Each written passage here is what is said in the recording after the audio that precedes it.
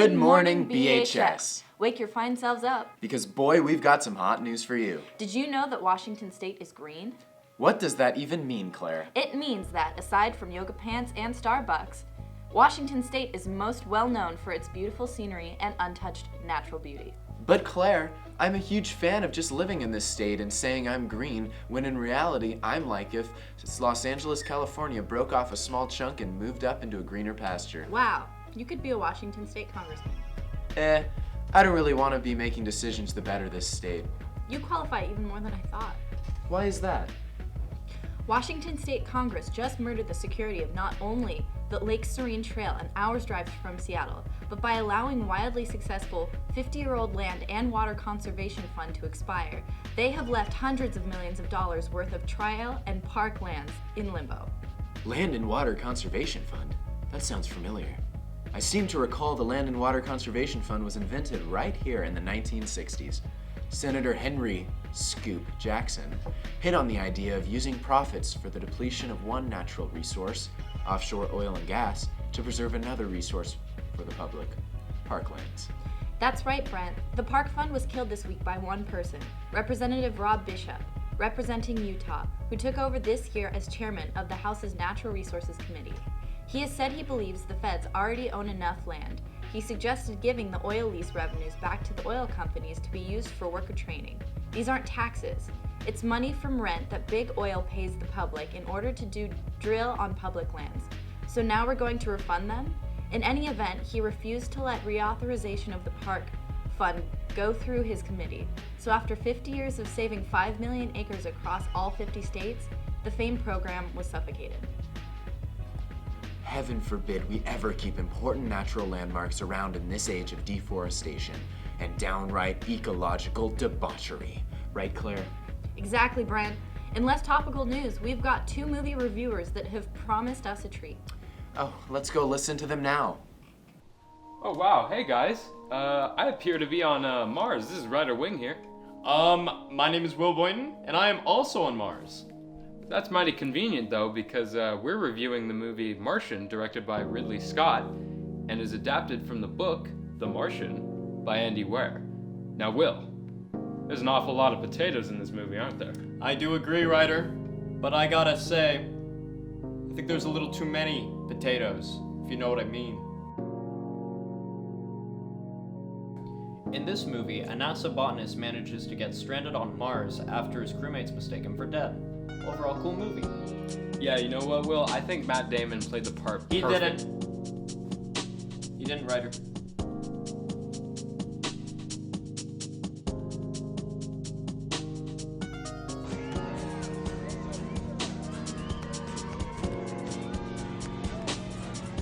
Well, Will, you know, for someone who is stuck in a very lonely survival situation, I think he played the part just superbly.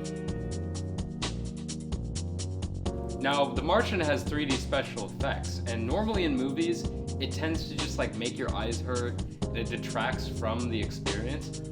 But while I was watching The Martian in 3D, I noticed that the special effects, the CGI, were really complemented by the 3D and the 3D glasses and how it all meshed together. Now, I disagree entirely. My face, my head, and my eyes, they just hurt. It ate. I didn't like looking at 2 versions of a single movie. The movie a number as its grade, just because, like, what does that mean?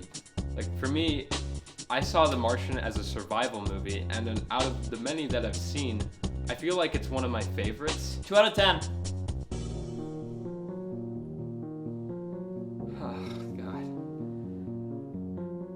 Now back to you, Ryder. Hi, BHS. I lied. We're actually going to Brent and Claire now. Sorry for the misconception. I love you. Wouldn't their saliva, tears, skin, mucus, sweat, and most importantly, the water in their lungs evaporate? Also, Mars's atmosphere contains almost no oxygen. How are they breathing or talking? Well, anyway, buckle up, BHS, because it's Halloween, baby. I hope all you fine students out there have a costume ready, because boy, let me tell ya, I sure don't. What are your plans for Halloween anyway? Well, actually, I'm going to an abandoned asylum. And you're coming with me, boy. What? In fact, I think a few others are coming. Well, in order to take my mind off the sheer terror that is now ravaging through my body, I've gotten myself an interview with none other than the new choir teacher. You're the one that gets left behind in order to buy the group more time.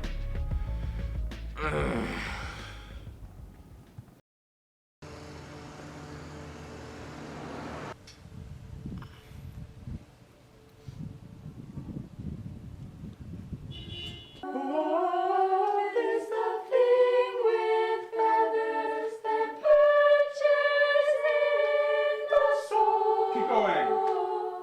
And sings the tune without the words and never stops at all. Good. That whole section one more time with piano accompaniment this time. My name is Pat Dalrymple. I teach choir and guitar here at the high school, and I teach choir at the middle school.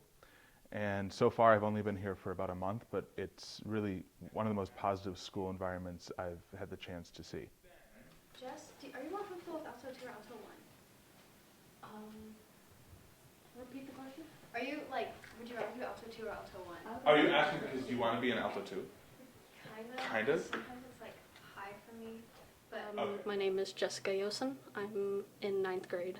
I have been singing since 5th grade in the youth singers with the Bainbridge Chorale, and I gradually worked my way up. I'm currently singing in the Bainbridge Chorale and with the choir and starting jazz choir soon. The class is very laid back. I like the teacher a lot. He has quite big plans for this year, and I think we're going to have a lot of fun even if we do have a small class.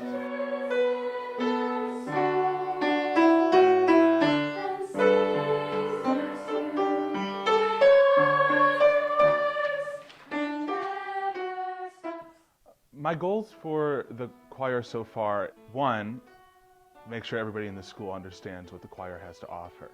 Right now it's only a small group of kids and they're pretty young. And so before I get a chance to start recruiting more kids and building it, I really want the rest of the school to know that this is a pretty tight-knit, pretty high-quality group to be a part of, and they're having a great time. For the music community as a whole, I've been working a lot with Mr. Thomas, and we've been throwing ideas off of each other about trying to get more between choir and band collaboration maybe in the future, but it all starts with making sure we have the kids who want to do it in the school. I want to make sure that everybody who's thinking about maybe joining choir or being involved in music more understands that it doesn't have to be the typical, the traditional, boring kind of choir class where you stand and sing hymns all the time. It really can be whatever you want it to be. And that's the attitude I'm going into this. This is my first job, and this is something where I want to make sure that my students are having a positive experience. That's number one for me. I want to make sure that anybody who's interested in doing this knows that it's going to be whatever they want it to be.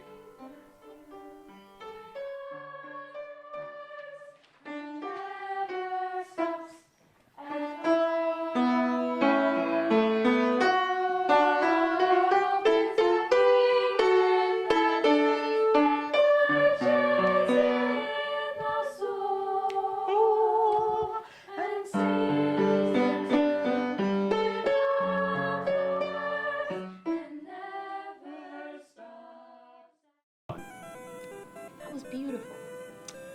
Thank you, BHS. But that's all we have time for today. I hope you all have a fantastic weekend.